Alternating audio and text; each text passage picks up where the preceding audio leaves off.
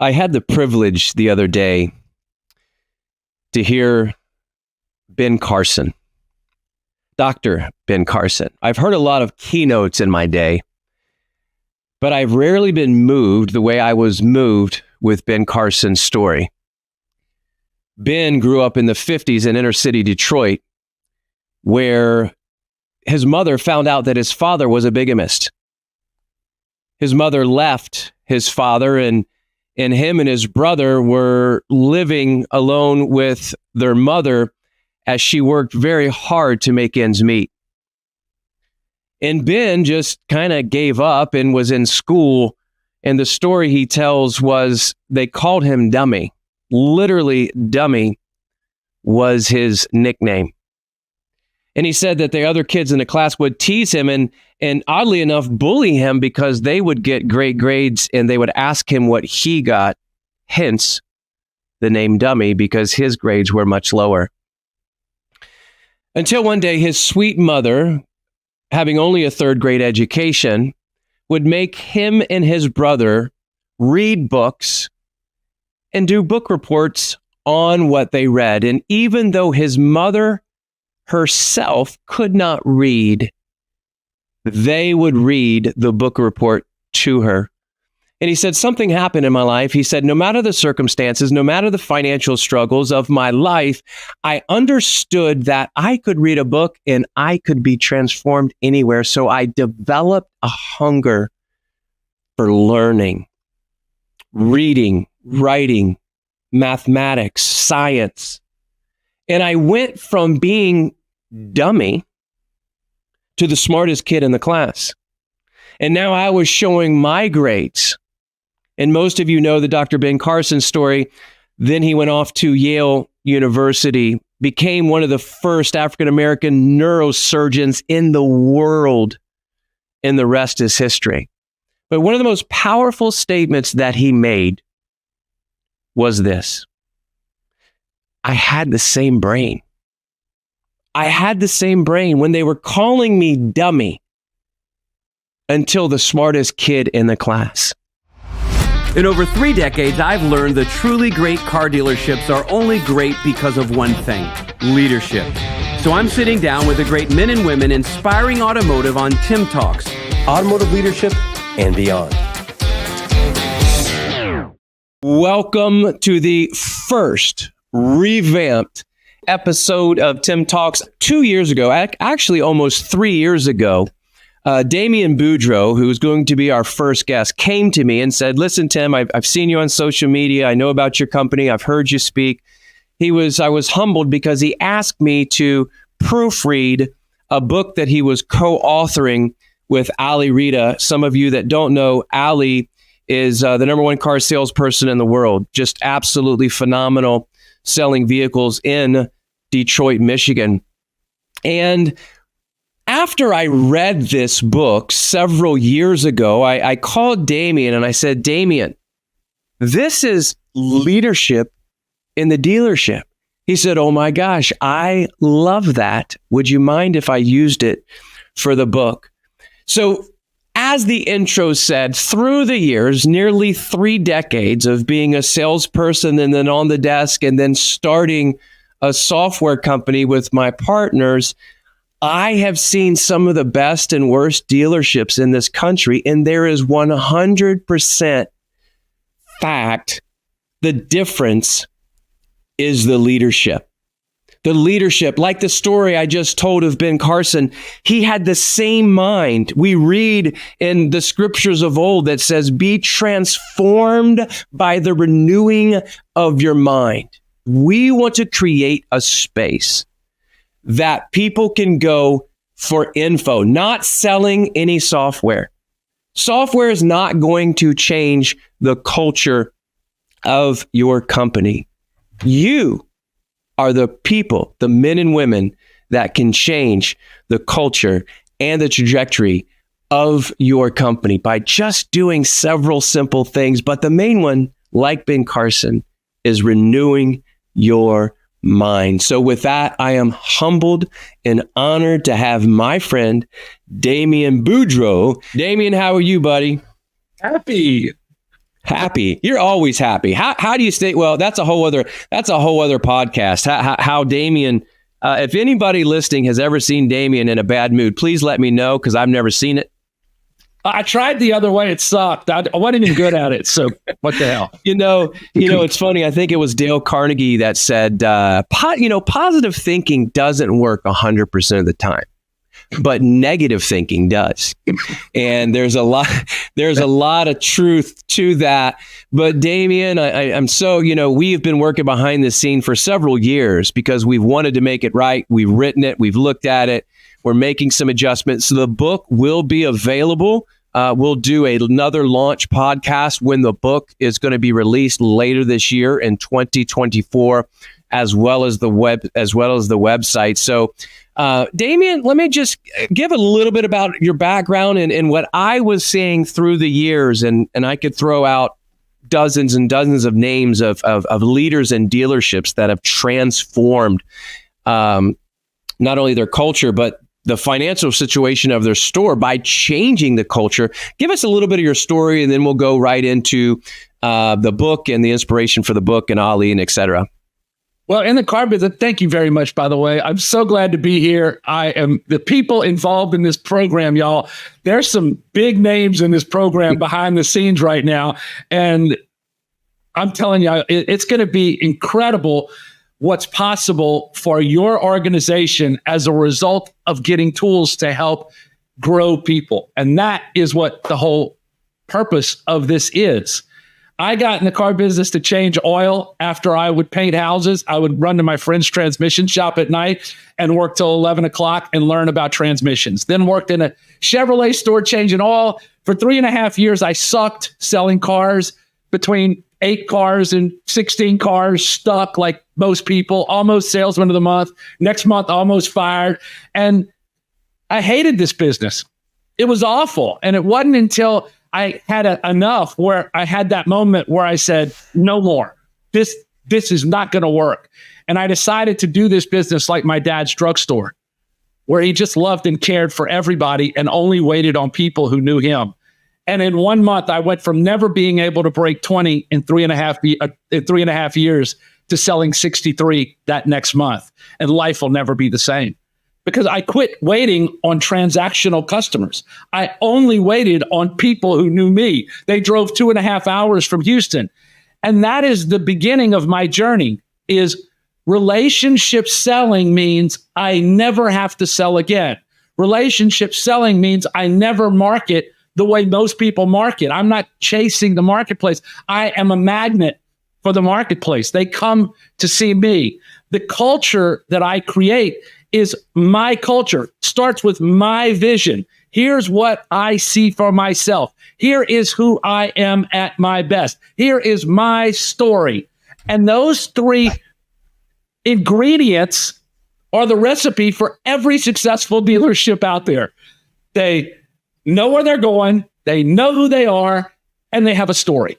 And that's the basics of culture right there. And that's what this book is going to do. How do we develop people? That's what this program is going to do. What are the career paths that we can help the guy who washes the car have the master tech degree? And the beginning of it, the only people in our industry who have career paths are dealer kids. Why? Why didn't I have one when I went in there to change oil? Right? You can. That's what we're going to do here. That's amazing. And I think the uniqueness of what we are trying to do is we are only going to, bring you stories and educators of people that have done it. Now, there's nothing wrong with ideas, and there's a lot of incredible communicators in our space. But it's one thing to say, do as I say, and there may be some good results, but it's another thing to say, not only do as I say, but do as I do and watch. As the great General Patton once said, lead, follow, or get out of my way. I like to say lead, follow, or you might want to find something else to do. So those of you that don't know, Damian is a coach. He is coaching some of the best, not only salespeople and the best salespeople, the best salesperson in the country, in Ali Rita and others, but some of the great dealer principals in the country and general managers as well. So tell a little bit about, I know we don't have Ali on today, but the uniqueness is this: we want to create a place where you can go by people that are just saying, hey, I think this is the way you do it. This is how and this is how we did it. So maybe explain a little bit of the Ali relationship and you pouring into him. And as we old guys say, a Reader's Digest. The younger listeners are like, what is a Reader's Digest? No, the Reader's Digest version. What does that mean? Hey, say Cliff Notes and watch what happens. Cliff Notes, yeah, the yellow books that got me through high school. But we're not going to go there. Go ahead. So in 2010, I was doing a seminar. My promoter, Bob Moore, put me in front of incredible people in different things. And there was a kid about on the third row to the right, and he was taking copious notes. And at the end of the seminar, he said, that guy in Nashville, Greg Cole, he really sells 60. I said, yeah, he doesn't wait on anybody who doesn't know him. No, he can't get to 60. You can't get to 60 and wait on people you got to sell on liking you. You got to only. And so he said, can I talk to him? And he talked to him. And that was the beginning of our journey. He was selling 25 to 30 cars a month. Now, he could have never seen that at one day he was going to sell 1,582 cars in a year. He could have never seen that. He could have never set that goal. But he could see that maybe he could get to 40. And so to get to 40 is a different human, a different mindset, a different process, a different way of thinking than going from 25 and 30. There's a ceiling there. You have to evolve with every level that you get to. And we just evolved over time, questioning everything, breaking everything, rethinking everything, all under the premise that his family came first and that he had to be home. He had to work 5 days a week, no weekends. He's not going to work the weekends. And he's going to be off at 6, 3 days a week so he can go home and watch Wheel of Fortune with his wife. And then 2 days he was going to work late. But if you don't have a quality of life, you're going to get burned out. If you don't have quality of health, you're going to get burned out. And my job as the coach is to ask questions to get him to go, well, maybe that could happen. Well, I could do that. Well, what else could you do? How else might it work? What else might you think? And we tried a lot of things that didn't work for him. And then the next high achiever I work with, totally different questions, totally different outcomes, totally different things, because humans are different. So this idea that here's the road to the sale, follow this and you're going to be okay is garbage, because everybody's different. Mindset is different. People need structure today. They don't have mental toughness. Work ethic is different. So as a leader and a dealer, you have to have that in your organization. And the beginning of this program started with him and I writing a third book. I wrote Keep It Simple Selling. We wrote How to Sell 100 Cars in a month. And then finally, we were going to write a smaller sales book. When we were going through the process, we got emotional because we realized it's the managers who suffer. It's the managers who are managing chaos.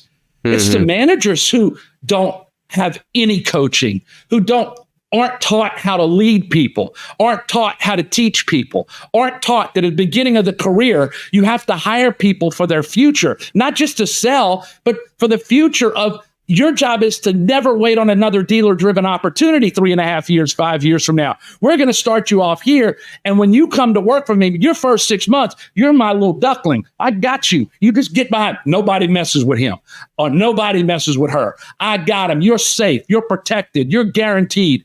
12th of the month, I know where you are. I promise you're going to have a paycheck. Your job. And what's the evolution of a sales manager on the developing of a fellow earthling to have the career that many of us have had in our life because of this incredible industry? Because somebody said, come change oil at my store, and I get to be who I am today. Oh my God. Stop. It's amazing. And I think in your book, and I'm teasing the book because guys, it's so good. It's so good. Every single leadership, every single person in the dealership, quite frankly, because I think, the definition of leader, sometimes we say leader and you have to have manager title. You have to, you can lead. You don't think Ali Rita and others in his space aren't leaders? I think we are all leaders. And I think the big part, in the book, we talk about you talk about the 4-minute mile. In the 1960s, it was the 60s, right? There was no way they were going to break the 4-minute mile. Nobody was going to run a mile faster than 4 minutes until somebody did. And that record lasted 2 weeks. You know why? Because it was a mindset that it can be done. And I think magic things happens when you think about the great leaders in the dealerships that have gone in to stores that, whether they were broken or not only have they changed the culture, and it goes back to John Maxwell. I think I love obviously the 21 laws of irrefutable leadership, but the most powerful two, in my opinion, one of the reasons we grew our company the way we did, the law of attraction, the law of duplication. And you just said it. Follow me. Nobody mess with me. Because I think training, I don't think I know because I've seen it in most places, is here's your desk, or here's the chairs you sit in. Here's the key tracks machine. Here's a couple brochures. Go online and kick that and go get them, killer. And what happens in the dealership when that mindset changes, because we have a lot, and look, I'm preaching to myself. That 5-letter word is the killer of all leadership. Quite frankly, the killer of all things bad stem from the 5-letter word pride. We start having some success no matter what we're doing, and then no matter what is said in a room, we have our own thought process, not wanting information from anybody else, and we're going to do it this way because it's the way we've always done it. We're going through an automotive, no pun intended, Paul and Kyle, automotive State of the Union right now as we're coming off, not this past year, but a year ago, the 2 best years in the history of automotive. And we created some bad habits. We have salespeople that don't really know how to sell because we're not just taking orders anymore. We have sales managers that were probably good at one time, but maybe got slothful. And now we have to be retrained. That's why not only the book is going to be important, but that's why this mission, like the Blues Brothers, I'm on a mission from God. Look, we want to pour into people with nothing in return, to just say, listen, this is the key. Like Ben Carson said, look, I had the same brain. I had the same brain that they called me dummy, and it was a mindset. It was a renewing of our mind.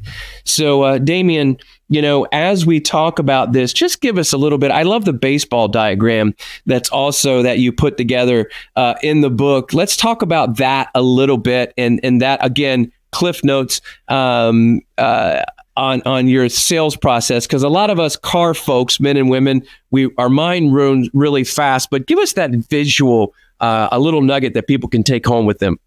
Yeah, imagine a baseball diamond. So we learn in pictures, right? In the A, B, C, D, E, F, G, there was an apple under the A, right? So everything we've been indoctrinated on how the brain works is about pictures. So I created this baseball diamond that said, look, on one side of the baseball diamond is transactional selling. That is dealer-driven opportunities, what the industry calls floor ups, phone ups, and internet leads, right? 20 to 35% closing ratio. And the industry elite said, you go get to 30. I'm going to teach you how to get to 30. Everybody go get to 30, right? We're going to teach you how to get to 20, right? Well, that's all you go get, because you just can't get there unless you work longer hours or wait on more people in the amount of time you are to get there. The only way you're going to get to these numbers that we teach is to have the relationship side where you close 80 to 90% of the people you talk to. So the baseball diamond is the analogy of transactional selling versus relationship selling. And the relationship sales process is very different than the transactional sales process. The relationship sales time is different than the transactional selling time. The relationship CSI is very different than the transactional CSI. The relationship profit is a lot different than the transactional profit. So you have to understand that the gold is in the relationship. Now, everything I do with humans, like individual salespeople, can be done across the marketplace of the dealership, right? It absolutely has nothing to do with that. What can be done for one can be done for many. It's all duplicatable, right? When Ali and I have been talking about this over years, since 2017, we said, well, we should hire somebody We should hire somebody and teach him from scratch. And so finally he found somebody, this young man named Carlos. And Carlos had never sold cars. He was in the swimming pool business. He built swimming pools. He dug swimming pools in Michigan, right? And everybody made the joke. Well, of course Ali could sell 100 cars. He's in Dearborn, Michigan, right? Because everybody in Dearborn obviously sells 100. So we hired a Mexican guy in Dearborn to maybe prove that it wasn't there. And we taught him my blueprint for relationships. And when we hired Carlos, we put him in a position where he would never, ever wait on any floor ups, phone ups, internet leads, no transactional customers. He only could wait on his people, which means we had to connect him to his community really fast and really quick. And over the next 4 years, where he's at now in 2024, right, he is selling 50 cars a month. He made $470,000 last year, and he only waits on his people. We also have another person we developed the same way, right? And so this blueprint that we have to create this leadership, Ali is their manager. He taught them from baby, neophyte, incubator stage, and we slowly transitioned them up and moved them up. There was no pressure to get another one. He never got another one. He was only waiting on people who came in to see him. And then he was trying to discover, how do I protect my tribe? How do I get to know my community? Who is my family out there that needs my help?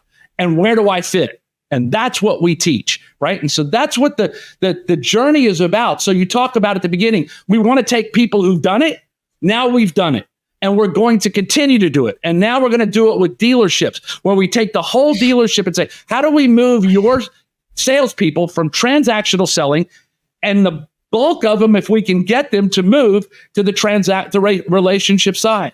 This is your business. This is your opportunity. This business is a gold mine, and this leadership is necessary in the dealership to accomplish even another level of greatness for your organization. Yes? That is so good. And I do want to touch on something, because look, and full disclosure here, probably everybody that we bring on this podcast is a better car person than me, right? Like, I was a pretty good car guy. I was a really good salesperson, never had the numbers. So I want you to really dial in the people that we're bringing on, like I'm learning from. Like, I'm taking stuff that I read and going to have the privilege to add to the book before we release it, through the years of learning from some of the best. But I know what most people are thinking right now. I know it. We get a case of what I like to call, in fact, there might be a chapter just called the yeah buts. Yeah, but you don't know my market. Yeah, you like that, don't you, Damian? I never told you that before, but no, I like that. The testimonies of failure are immense. Yes. But think about it. No matter what you're doing, even what industry, most people, I told my son, who I'm so proud of, shout out to you, Kyle Cox, that is out in Arizona, working for Arnold Machinery. Shout out to those guys for giving him a shot, and he's doing very, very well. But I said, listen, it's not rocket science to be successful, son, because most people, their mindset isn't a go to work mindset. It's a go to work to wait mindset.